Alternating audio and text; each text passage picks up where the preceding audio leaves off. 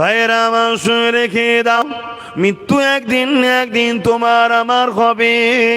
দুনিয়া জমিনে তুমি কাকে মেনে নিলে, ওই কবরে তোমার তার সাথে, কেমন করে আখিরাতে তার সাথেই থাকবে।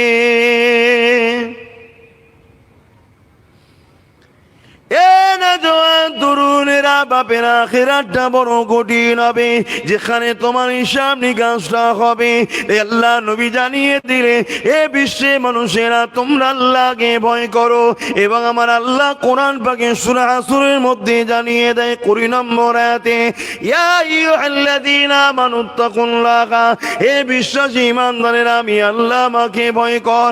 ওয়াল তানজুরু নাফসুম মা কদ্দামাত লিগাদ, এবং প্রতিটা মানুষের, প্রতিটা নফসের উচিত পরকাল নিয়ে বেশি বেশি চিন্তা করা। আমরা চিন্তা করি? যখন হবে তখন দেখা যাবে। এটা তো আজকাল আমাদের যুবক ছেলেদের মুখের কথা। এ বাবা নামাজ পড়তে যা না, বাপ যদি বলে দাঁড়াও না, বয়স হোক না। কেন, তোমরা কি কোনো জন ছেলের জানাজা পড়োনি? এই যুবকরা, তোমরা কি কোনো জন ছেলের জানাজা পড়োনি? তোমরা তো পড়েছো অনেক জন ছেলের জানাজা, তো ওটা তো তোমারও একদিন হতে পারে।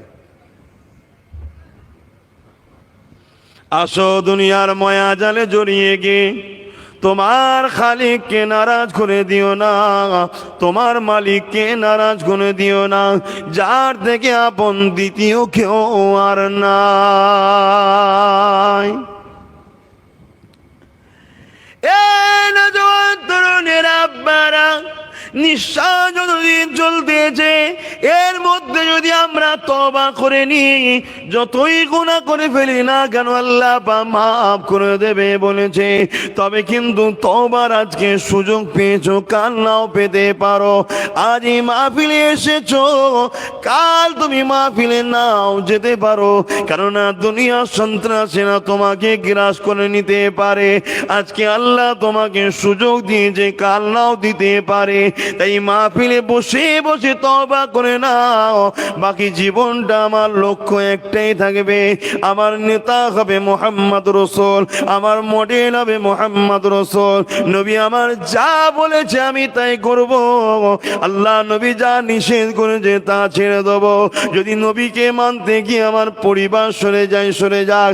নবীকে মানতে গিয়ে বাপ মা সরে যায়, সরে যাক। নবীকে মানতে গিয়ে পাড়া প্রতিবেশী ছেড়ে দেয়, ছেড়ে দে। নবীকে মানতে গিয়ে সমাজ আমাকে এক ঘরে করে দেয়, করে দে। এ যুবকেরা, নবীকে মানতে গিয়ে যদি তোমার জেল হয়ে যায়, জেল হয়ে যাক।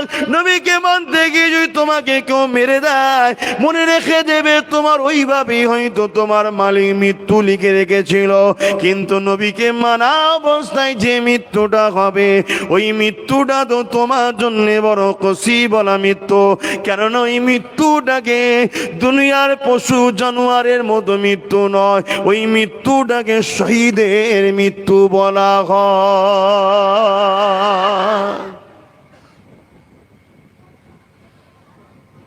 বাপেরা, নওজোয়ান তরুণেরা, আল্লাহ নবীকে নিজের জীবনের মধ্যে আনেন। আজকে পৃথিবীর যেদিকেই তাকাবেন না কেন, আমার আপনার মান সম্মানটা কোথায় আজকে ভেবে দেখুন। কারো যদি পয়সা থাকে, সম্মান তোমার, পয়সা তোমার নয়। কারো যদি সুন্দর গায়ে জামা কাপড় থাকে, সম্মান তোমার, জামা কাপড় তোমার নয়। একজন ভিখারিকে পরে জামি জামা ভালো কাপড় পরিয়ে তুমি 5 স্টার হোটেলে পাঠাও, তাকে স্যার স্যার বলে ওয়েলকাম দিয়ে ঢুকাবে, তার পকেট কিন্তু ফাঁকা। আর একজন আরবপতিকে ছিঁড়া কাপড় জামা পরিয়ে ঢোকাও, তাকে দূর দূর করে বার করে দেবে। ঠিক না বেটি? সম্মান এখন মানুষের নেই, আর জামা কাপড়ের সম্মান।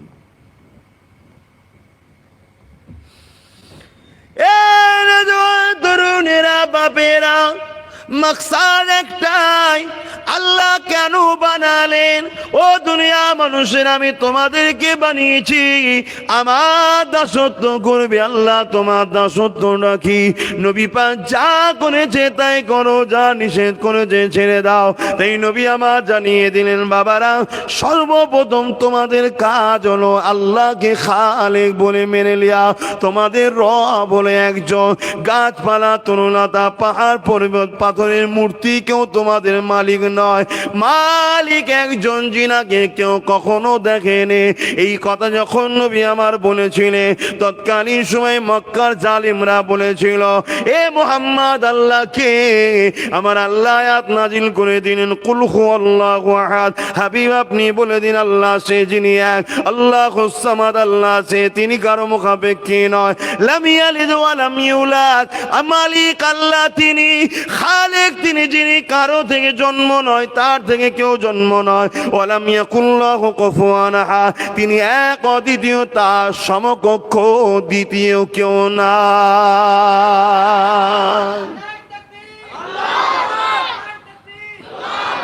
তাহলে প্রতিটা মানুষের প্রথম কাজ হলো তার স্রষ্টাকে চিনে নেওয়া। কিভাবে চিনতে হবে? তিনি কারো মুখাপেক্ষী নয়, তিনি কারো থেকে জন্ম নাই, তার থেকেও কেউ জন্ম নয়, অর্থাৎ তিনার বাপ মা স্ত্রী ছেলে বলে নাই, এবং তিনি এক, অদ্বিতীয়, তার সমকক্ষও কেউ নেই। কোনো জিনিসের সঙ্গে তার তুলনা চলবে না। তিনি হলেন আল্লাহ, এটা জানা। তরুণেরা, দ্বিতীয় নম্বর কি কাজ? দ্বিতীয় নম্বর কাজ হলো আনা মুহাম্মদ রাসূলুল্লাহ। আমাকে মুহাম্মদ রাসূল বলে মেনে নাও। শুধু মেনে নিলে হবে না গো, আল্লাহ রাসূলকে জানের থেকে বেশি ভালোবাসা আর আদব সম্মান করা। এরপরে কাজ তোমার নামাজ পড়া, রোজা রাখা, হজ করা, দান খায়রাত করা, যাকাত দিয়া হজ করা। আর দুটো কাজ, বড় স্পেশাল কাজ রয়েছে। প্রথম নম্বর হলো হালাল ইনকাম করা, হালাল খাওয়া, যেটা আজকে আমাদের জন্য বড় কঠিন ব্যাপার হয়ে গেছে। এ যুবকেরা, তরুণেরা, বাপেরা, ইচ্ছা করে যদি হারাম আমরা নাও খাই, বড় প্ল্যান করে আমাদের ঘরে হারাম খাওয়ানো হচ্ছে। হালাল প্রোডাক্টের উপরে লেখা আছে, ভেতরে কিন্তু হারাম ঢুকিয়ে দিয়েছে। কেননা ইবলিসের দলের লোকেরা জেনে গেছে এদেরকে কোনো দিক দিয়ে আমরা নত করতে পারি না, এদের রক্তটাকে খারাপ করে দিতে হবে। কেননা ইসলামে হারাম এত ঘৃণা জিনিস রয়েছে। হারাম খেয়ে যদি নামাজ পড়ে, নামাজ কাজে লাগবে না। হারাম খেয়ে যদি রোজা রাখে, রোজা কাজে লাগবে না। হারাম থেকে যদি হজ করে, হজ কাজে লাগবে না। হারাম এমন একটা গুরুত্বপূর্ণ ব্যাপার, তাই তারা বড় প্ল্যান করে আমাদেরকে হারাম খাইয়ে দেওয়া হচ্ছে। এই যুবকেরা, তরুণেরা, বাপেরা, এই জবানকে হেফাজত করেন। আজ আমরা বড় লোভে পড়ে গেলাম। আজ মুসলমান ঘরে ছেলে মেয়েরা বাড়ি বাড়ি লোন ভরে যেতে লেগেছে। বন্ধন লোন শুরু হয়েছে, বিভিন্ন লোনেতে আমরা জড়িয়ে যাচ্ছি। এটা আমাদেরকে বড় প্ল্যান করা হচ্ছে। মনে রেখে দেবে, এই হারাম কিন্তু আমাদেরকে জাহান্নামে টেনে নিয়ে যাচ্ছে এবং দুনিয়ার সমস্ত সুখ শান্তি থেকে আমাদেরকে দূরে সরিয়ে দিচ্ছে। আমার অসুবিধা হচ্ছে না তো? আমি ঠিক বলছি তো? আমাদের সমাজ হারামে ভরছে না ভরেনি? প্রতিটা বাড়ি দেখুন লোন ধরে যাচ্ছে, লোন। আবার এটা কি সমিতি বন্ধন নাকি বেরিয়েছে, বাড়ি। আবার মহিলা ছাড়া দেবে না। আবার ওর কমিটি তৈরি হচ্ছে, যে মহিলাগুলো সুন্দরী দেখতে তাদেরকে সেক্রেটারি করা হবে। খারাপ লাগছে আমার কথা? আমার কম জাহান্নামে যাচ্ছে, আমার সমাজ ধ্বংস হয়ে যাচ্ছে। তোমাদের রীতি, তোমাদের নীতি, তোমাদের কালচার, তোমাদের চলন, তোমাদের বলন সব ইসলাম বিরোধী। বলো আমি ভুল বলছি কি? আগামী 20 বছর 30 বছর পরে এই বাচ্চা কোনো ভুলেই যাবে আমরা কে, আমাদের লিডারকে, আমাদের খোদাকে। এটাই তো জালিমদের প্ল্যান। সেই জায়গায় আমি যখন নবীর মেম্বারে বসেছি, সেই জালিমরা তোমাদের ঘরে ধ্বংস করছে, আমি তোমাদেরকে বাঁচাবার চেষ্টা করছি। কেন? মদিনা ওয়ালাকে ভালোবেসে আল্লাহ আমাকেও ডিউটি দিয়েছে। এটা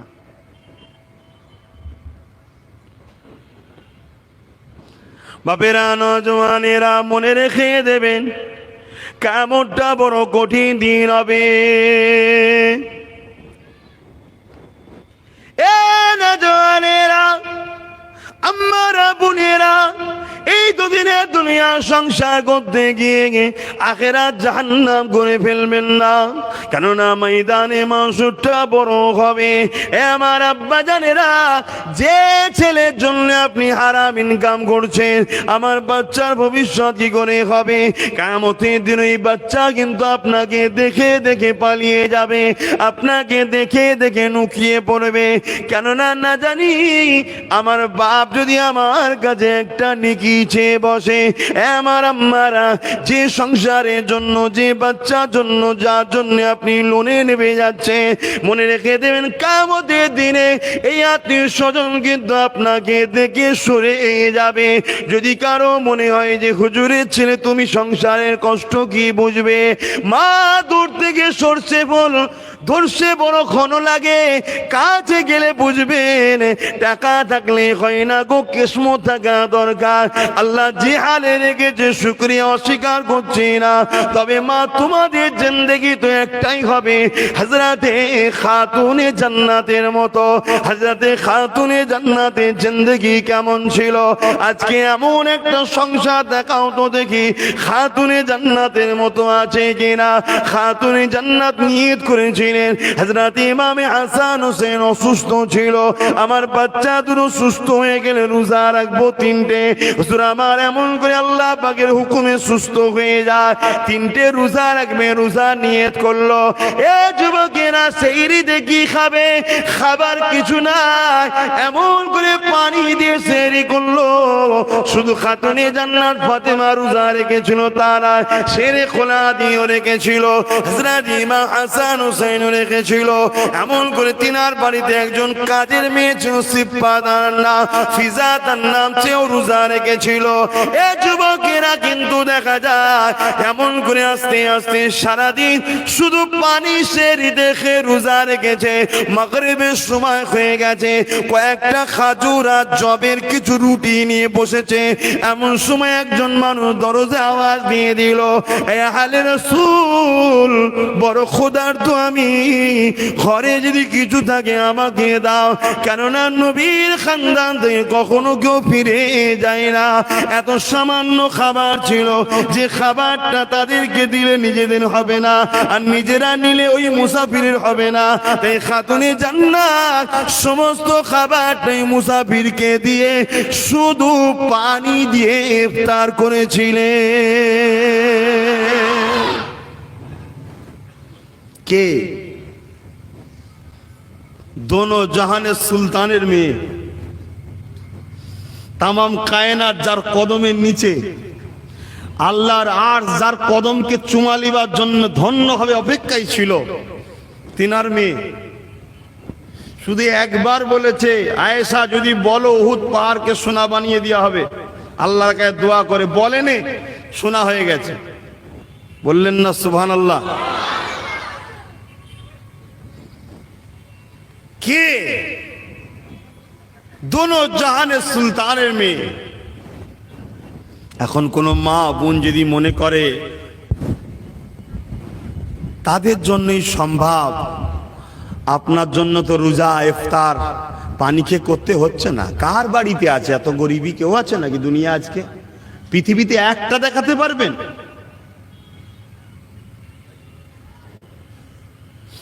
এভাবে পরের দিন আবার সেহরিতে পানি খেলো, আবার ইফতারে কিছু জবের আটা রুটি আর খাজুর নিয়ে বসলো।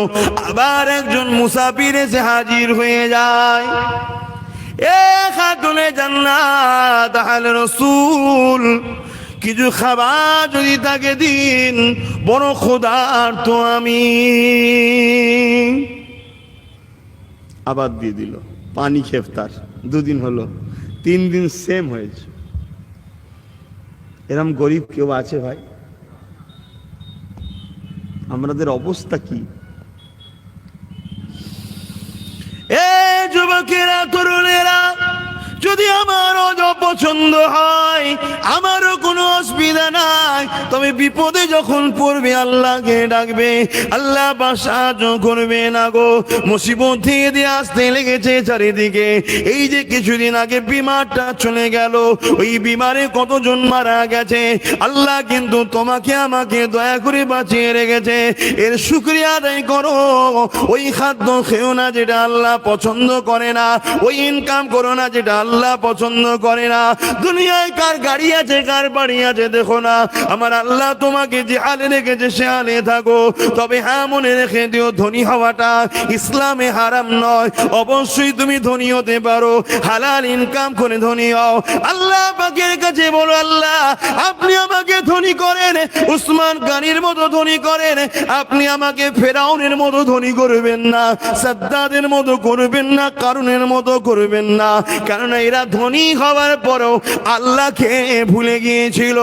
আজ তোমরা যারা অর্থশালী হয়েছো, তোমরাও নিজেকে প্রশ্ন করো, তোমরা আজকে অর্থশালী হয়ে আল্লাহকে ধরছো না, ছেড়ে দিচ্ছ। তোমরাও যদি আল্লাহকে ছেড়ে দাও, দূরে সরে যাও, মনে রেখে দেবে তোমার এই ধন দৌলত তোমাকে ধ্বংস করে দিচ্ছে। এগুলোকে দান করে দাও, ছেড়ে দাও, তাড়িয়ে দাও, তাড়িয়ে দাও। আল্লাহ দিকে ফিরে আসো। তোমার পয়সা যদি তোমাকে নামাজ থেকে সরিয়ে দেয়, ওই পয়সা বার করে দাও। তোমার পয়সা যদি তোমাকে রোজা থেকে সরিয়ে দেয়, ওই পয়সা বার করে দাও। তোমার পয়সা যদি বাপ মা থেকে দূরে সরিয়ে দেয়, ওই পয়সা তোমার জন্য জাহান্নাম হয়ে যাচ্ছে। তোমার পয়সা যদি সমাজে তোমার অহংকার এনে দেয়, ওই অহংকার তোমাকে জাহান্নামে নিয়ে যাবে। ওই ধন দৌলত, ওই পথ থেকে তুমি সরে যাও। কেননা দুনিয়া দুদিনে। এ যুবকেরা, তরুণেরা, আল্লাহ কাউকে অর্থ দিয়ে পরীক্ষা করে, কাউকে গরিব করে পরীক্ষা করে। অর্থশালীদের দায়িত্ব হলো অর্থ নিয়ে আল্লাহর রাস্তায় খরচ করে শুকরিয়া আদায় করা। গরিবের দায়িত্ব হলো আল্লাহর উপরে ভরসা রেখে সবর করা। কেননা দুনিয়াটা চিরস্থায়ী নয়, একদিন না একদিন মালিক ডুলে নেবে। দুনিয়ার জমিন থেকে যাবার পরে ময়দানে মাশরে তোমাকে জিজ্ঞাসা করা হবে, ওরে আমার বান্দারে, আমি তোকে অর্থ দিয়েছিলাম, কোন রাস্তায় ব্যয় করেছি বল?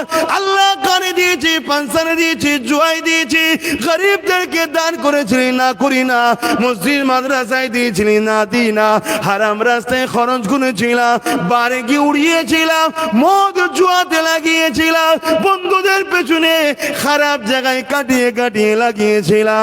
শুনে রেখে দাও, ওই দিন কিন্তু তোমার ঠিকানা হবে জাহান্নাম। একজন গরিবকে আল্লাহ তুলবে, ওরে আমার বান্দারে, দুনিয়ার জমিনে আমি তোকে গরিব করেছিলাম, তুই বড় ক্ষুধার্ত অবস্থায় ছিলি, কিন্তু আমি আল্লাহ আমাকে তুই জবানে ভিজিয়ে রাখতি।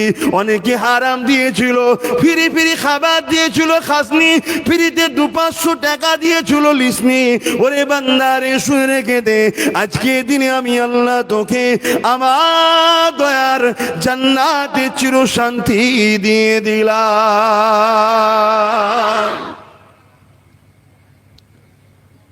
আমার আওয়াজ বুঝছেন তো নাকি? আওয়াজ হচ্ছে তো নাকি? আর না গল্প বলতে হবে কিছু? সমাজ শেষ।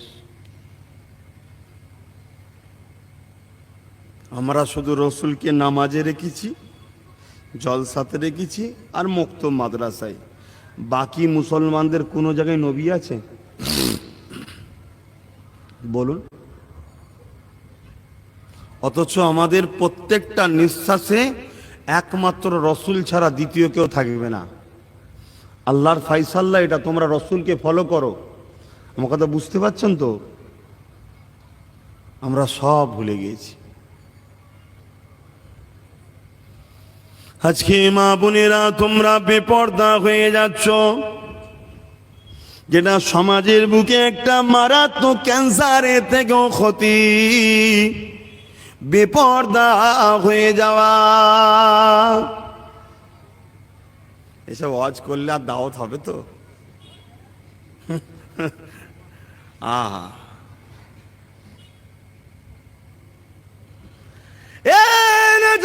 তরুণেরা, আব্বারা, মায়েরা, বোনেরা, শুনে রেখে দেন, নামাজ যেমন ফরজ, রোজা যেমন ফরজ, হালাল ইনকাম করাটা তেমন ফরজ, ঠিক তেমনি নারীদের জন্য পর্দা করাটা ফরজ। তবে নারীদের পর্দার আগে ইসলাম পুরুষদের পর্দার কথা বলেছে। পুরুষদের পর্দাটা নারীদের পর্দা থেকে অনেক বেশি কঠিন। পুরুষের পর্দা নারীর পর্দার থেকে অনেক কঠিন। কিরকম পুরুষের পর্দা?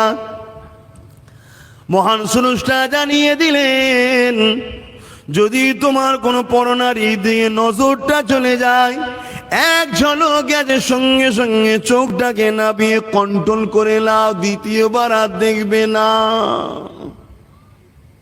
কি গো, করা না করা নয়, ওনাদের তো সহজ, উন্না চাপিয়ে দিয়ে ঢেকে দিলেই তো হয়ে গেল। কিন্তু আমার থাকবে খোলা, ভেতরকে জব্দ করতে হবে, দেখবো না। কেন? কিন্তু বুড়াই নজরে। এখানে একটা কথা বলে দিই, একজন শিক্ষক ছাত্রীর দিকে তাকাচ্ছে, একটা বেটির মতো, মায়ের মতো, বাচ্চার মতো পড়াচ্ছে, সে চাউনিটা আলাদা। একজন ছাত্রী শিক্ষকের সঙ্গে কথা বলছে, দেখছে, ওটা আলাদা।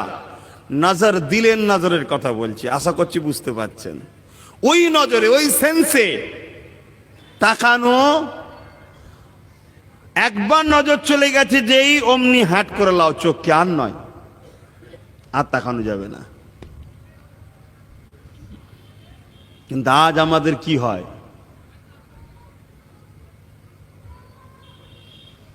অসুবিধা হচ্ছে। একটু রাস্তা দাও না, যারা দাঁড়িয়ে আছে আসতে পারছেন, একটু দেখো না, একটু এগিয়ে গিয়ে আসো। দরুদ শরীফ আল্লাহুম্মা সাল্লি আলা।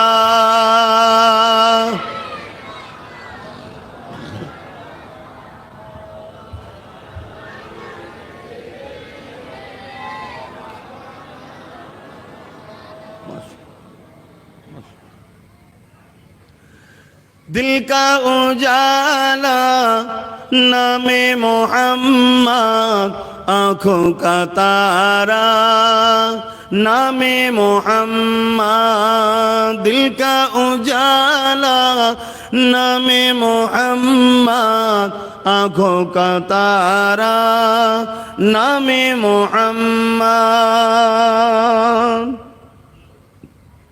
जन्नत के पत्तों पे अरसे उला पर, जन्नत के पत्तों पे अरसे उला पर आदम ने देखा था नामे मोहम्मद, दिल का उजाला नामे मोहम्मद, आँखों का तारा नामे मोहम्मद। अल्लाहुम्मा सल्ले अला।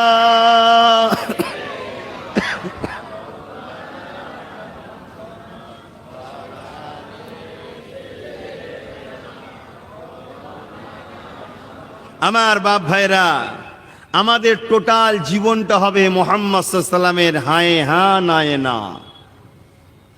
আমাদের বলতো শুধু মুসলমান নয়, পৃথিবীর সমস্ত মানুষের জন্য উনি এসেছেন পথ প্রদর্শক, সবার জন্য উনি রাসূল, সবার জন্য উনি মেসেঞ্জার, সবার জন্য উনি আওতার, সবার জন্য মহান স্রষ্টার পক্ষ থেকে এসেছে। এর আগে অনেক এসেছিলেন, উনি সর্বশেষ আখেরি।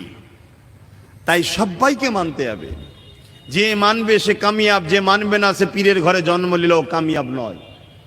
কথা কিছু বুঝে আসছে? মুসলিম ঘরে জন্ম নিয়েছে মানে না, কামিয়াব নয়। অমুসলিম ঘরে জন্ম নিয়েছে, লাইফে মোহাম্মদ রসুলকে ফলো করেছে, কামিয়াব। কথা বুঝে আসছে?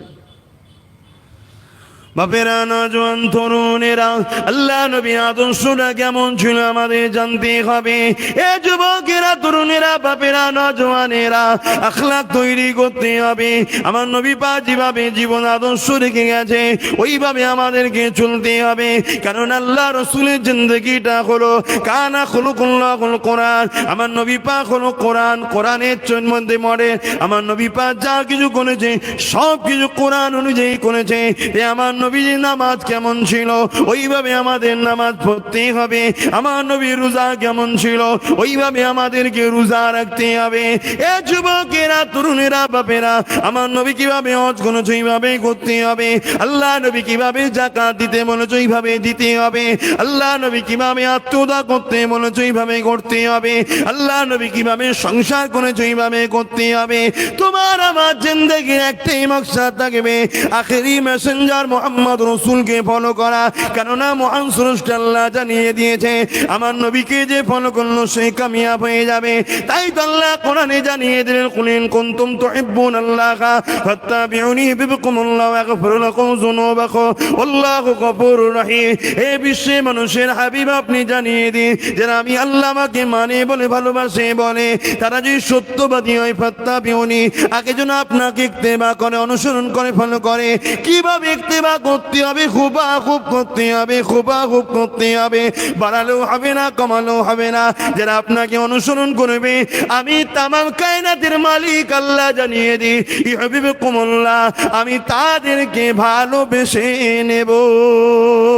আর আমি যাদেরকে ভালোবাসবো, ওয়া ইয়াগফির লাকুম যুনুবাকুম আল্লাহু গফুরুর রহিম, আমি তাদের জন্য বড় দয়ালু, মেহেরবান, তাদের জীবনের সমস্ত গুনাহকে মাফ করে দেব।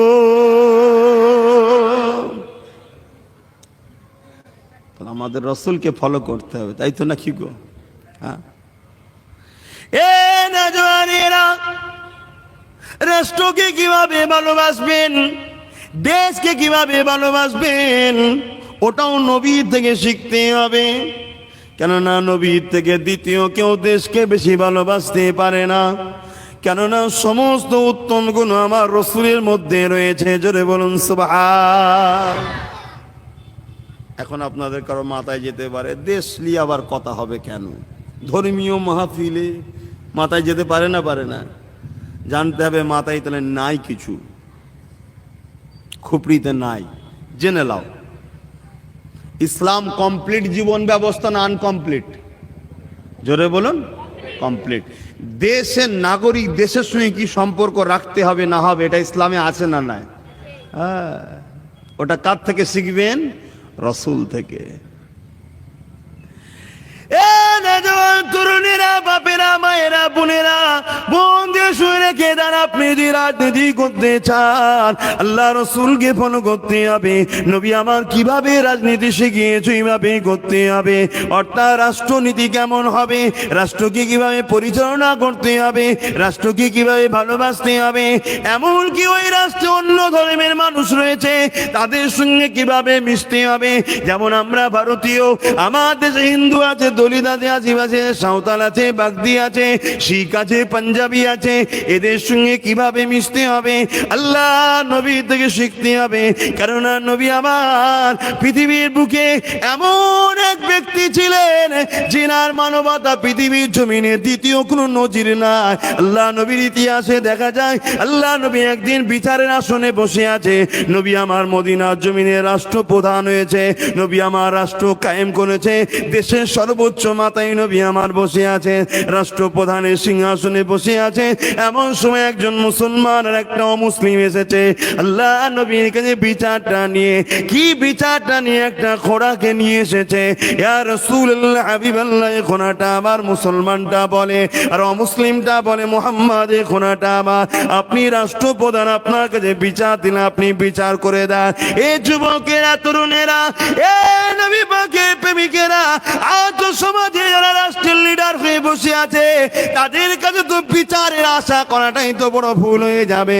কেননা আমরা অতি সত্য জানি, যদি হাজারো চেষ্টা করি হিজড়ের কাছে যেমন সন্তান হয় না, যাদের মধ্যে ইনসাফ নাই তাদের কাছে ইনসানিয়াতের আশা করা যায় না। ঠিক না বেঠিক গো? আমার কথা খারাপ লাগছে? আল্লাহ নবীর কাছে বিচার হচ্ছে। আল্লাহ নবী বললেন প্রমাণ দাও। এ মুসলমান, তুমি প্রমাণ দাও, তোমার ঘোড়া প্রমাণ দাও। মুসলমানটা প্রমাণ দিচ্ছে, অমুসলিম ভাইটাও প্রমাণ দিচ্ছে, দুজনের প্রমাণ শুনছে নবী। বিচারের আসনে বসে শুনছে কিভাবে বিচার করতে হয়, এটা রাসূল শিখাচ্ছে বিশ্বের মানুষকে।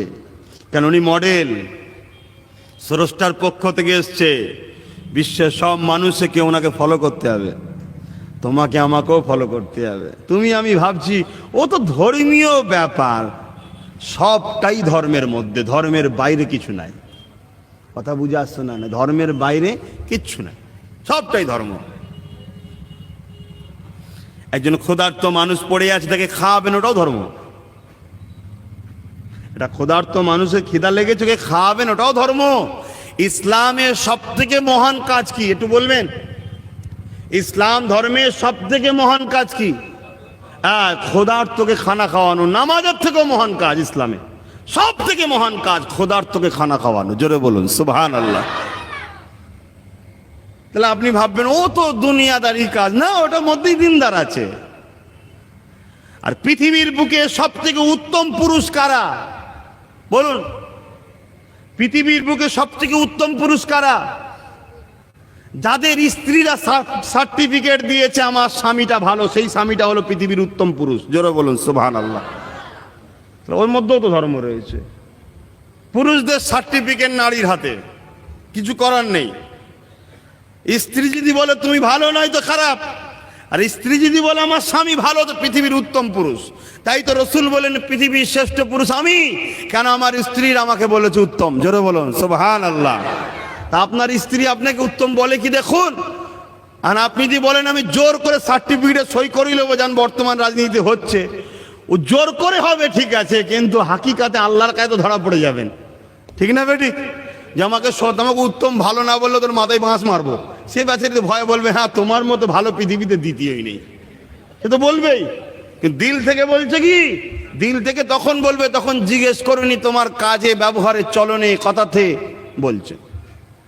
আরেকটা কথা শুনে রেখে দাও, মসজিদ, মাদ্রাসা, বিভিন্ন জায়গায় দান টান করো, অনেক সওয়াবের কাজ, কিন্তু নিজের স্ত্রী এবং বাচ্চা, মায়ের বাপের পেছনে খরচ করা সব থেকে মহান কাজ। জোরে বলুন সুবহানাল্লাহ। আমরা সব জায়গায় পয়সার বাহাত দেখাই, আর নিজের বিবির বেলায় পয়সা থাকে না। সব জায়গায় পয়সার বাহার দেখায়, নিজের ছেলের বেলায় পয়সা থাকে না। সব জায়গায় পয়সার বাহার দেখায়, শুধু নিজের বাপ মার বেলায় থাকে না। দান করার বেলায় 2 লাখ রাখ, আর যখন মায়ের বিমার হয়, কিছু হয়, তখন আমাদের পয়সা বেরোতে চাই না। অন্য জায়গায় দান করার থেকেও তুমি যদি তোমার বাপ মা, স্ত্রী, বাচ্চার পিছনে খরচ করো, ইসলাম বলছে সব থেকে মহান সওয়াব ও নেকি পাবে। জোরে বলুন সুবহানাল্লাহ। অন্য জায়গায় করলে নাই বলছে না, আছে, কিন্তু এটার পিছনে বেশি নেকি পাওয়া যায়। কিন্তু সেই জায়গায় তো ফাঁকা। কি আজকালকার ছেলেরা বাপকে দেখে? হ্যাঁ, বাপের পিছনে খরচ করে, করতেই চায় না। কোথা পাবো, নাক সিটকায়, এ ওর মুখের দিকে তাকাচ্ছে, ওই ভাই ও ওর মুখের দিকে তাকাচ্ছে। অথচ যে দেবে সে নেকি পাবে। সোজাসুজি কথা, তোমার লাগবে দাও, না লাগবে তো দিও নি। আল্লাহর সৃষ্টি, আল্লাহ ঠিক ব্যবস্থা করে দেবে। বড্ড এলোমেলো হয়ে যাচ্ছে, জল এদিক উদিক হয়ে যাচ্ছে, মানে সব কথাবার্তা চারিদিকে একটা হই হই মতো হচ্ছে, তো আমি লাইন খুঁজে পাচ্ছি না। ওয়াজ খুব সূক্ষ্ম জিনিস, বিশেষ করে আবার আব্বাস সিদ্দিকীর। কারণ আব্বাস সিদ্দিকীর ওয়াজে বিরাট কিছু হয়, বুঝতে পারছেন না? আমি কোথা কি বলি না বলি সবাই ফলো করে। এবিপি নিউজ বন্ধু ফলো করছে, কথা বুঝে আসছে, সবাই ফলো করছে। ওই জন্য একটু বুঝে বুঝে কথা বলতে হয়। এবার একটা মানুষ বলুন না, স্বাধীনভাবে একটু কথা বলতে গেলে একটু সাইড বাইড হয়ে যায় কি, কিন্তু উদ্দেশ্যটা জানতে হয়। অনেক সময় ওয়ার্ড একটা হয়, তার উদ্দেশ্য আলাদা থাকে। বাপেরা, নজওয়ানেরা, আজি কথা বলছিলাম, আল্লাহ নবী বিচারে আসনে বসে আছেন। এমন সময় ওই মুসলমানটা প্রমাণ দিতে লেগেছে, ইয়া রাসূলুল্লাহ, ঘোড়াটা আমার। ও মুসলিমটা প্রমাণ দিতে লেগেছে, ও মুহাম্মদ, ঘোড়াটা আমার। এ নওজোয়ান তরুণেরা, আল্লাহ নবী বিচারে আসনে বসে বসে উভয়ের প্রমাণটা শুনতে লাগলেন। শুনতে শুনতে নবী আমার বলে দিলেন, এই ঘোড়াটা হলো অমুসলিম ভাইয়ের, অমুসলিমের ঘোড়া। কেননা তার প্রমাণটা তোমার থেকে মজবুত বেশি, পাকা বেশি। তাই এই ঘোড়াটা হলো অমুসলিমের। ওই মুসলমানের বিচারটা পছন্দ হয়নি, এই ওমর ফারুকের কাছে গেছে, ও ওমর, বিচারটা একটু করে দাও। দাও। হযরত ওমর বলেছিলেন, এর আগে কার কাছে গিয়েছিলে? ওই মুসলমানটা যখন লম্বা গলা করে বলতে লেগেছে, ওমর এই বিচারটা নিয়ে মুহাম্মদ রাসূলের কাছে গিয়েছিলাম, দেখো না নবী আমার দিকে রায় না দিয়ে ওই মুসলিমের দিকে রায় দিয়েছে, আমি মুসলমান, আমার দিকে দেওয়া দরকার, ওর দিকে কেন দেবে?